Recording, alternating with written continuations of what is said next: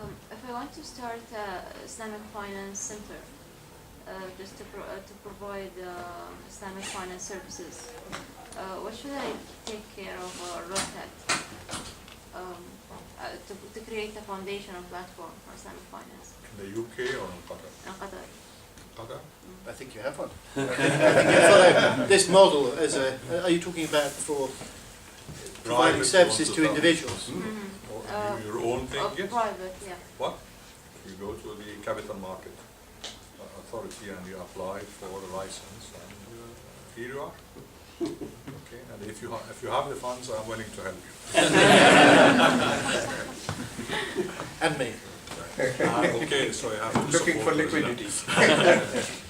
Yes? I'm sorry, I'm not a student here. How likely do you think that the British population is going to adopt the Islamic banking system? I didn't get the question. Well, we have a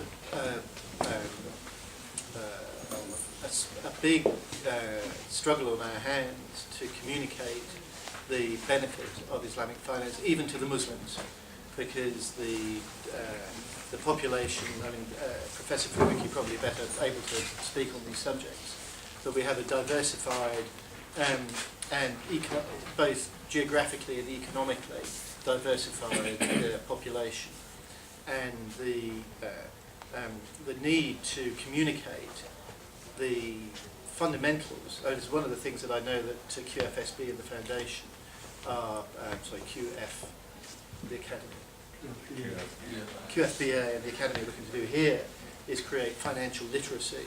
So in the United Kingdom we have, in the same way as you do, to start educating at a primary and secondary school level so that people feel confident in their financial literacy so they can make the right decisions.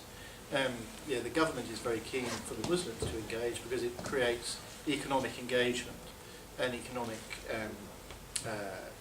citizenship as well as political. But in terms of the wider audience, it's interesting that not in big numbers, but in numbers, people from the conventional sector become interested in the Sharia-compliant mortgage finance or the insurance of takaful. I think takaful will be very popular when people come to understand the additional benefits that are there. The home finance, the government scheme for partial ownership schemes in the United Kingdom in the conventional sense was born out of learning about diminishing musharaka structures in Islam. So, but the government will, the sort of Islamic economic model is universal, and Islamic finance is universal, it's not constrained just to Muslims. So I think that we will see, through government and other schemes, people learning and understanding what the Islamic economic model is, just adopting those principles into the conventional system. We're closer now than we ever have been, the two systems. So it may be that people start to behave differently in their financial business, not thinking that they're doing it for Islamic finance, or not thinking even that it's Sharia compliant, or even never knowing that the alternative is there, but finding out that most of what they do is compliant. So I don't think it's necessary for, we don't expect people to be converting all over the UK so that they can take out an Islamic mortgage. That's not what we expect. But we do expect a lot more communication of the fundamental values of the economic model, which I think people will adopt. People understand it. And there's again in Houston or wherever we've been, when you talk about the economics, people understand it. And as part of our thought leadership program, and under the leadership of people like the Lord Mayor, we can explain, and it's part of what Lord Denman is mentioning earlier on in his comment, we can get to a wider audience the benefits of the economic structure. The accountants and the lawyers get it, but in many cases it's the man in the street. That should mean everyone else can. That should mean everyone, if they can get it, anybody can. I think that's it for questions. Yeah.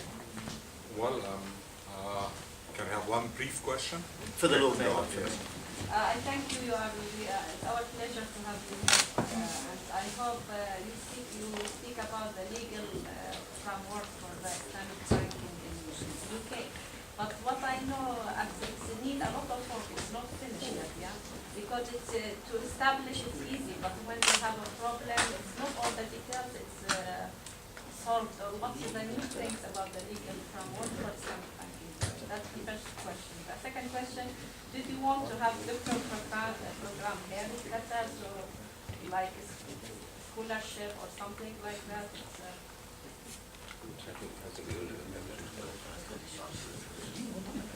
On the legal side, everywhere in the world now, we're seeing Islamic contracts being tested in Dubai, in London, and elsewhere, and we're finding that they, it is changing the way that we look. We know that the Sukuk structures in Dubai were challenged by the scholars. So both from the jurisprudence side and from the pure court side, there's a lot of work to be done to test and mature the Islamic contracts. In terms of the academic courses, we're certainly not here to compete with the masters or other programs at all. I work for a bank. I'm not here to set up a program. What I am here to do is to make sure that we benefit from the programs, the inspiration, the idea of setting up these kind of masters. I'm hoping that I'll be able to employ people from here who've taken those masters so that our bank can prosper. That would be my objective. Thank you again. I mean, I'm glad that I did mention that I was working for the central bank or the monetary fund, so I should be ashamed of that.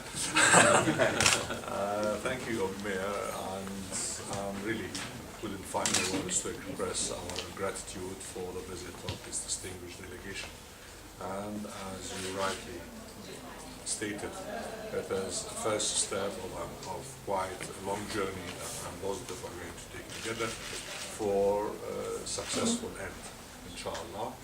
And we already, as you said, we already started the practical talks, and I'm quite sure, being a sort of people from a background in finance, again I will hide my non-Islamic finance background, in that I'm quite sure we are going to come to very positive results for both the QFIS and for the city, for Qatar and the UK, as an additional step in a long outstanding relation that reflects the benefits of both countries and benefits to both people. And as I said, it's a common goal to serve the whole humanity as we go through this mission. Thank you again, and look forward for further meetings. Thank you.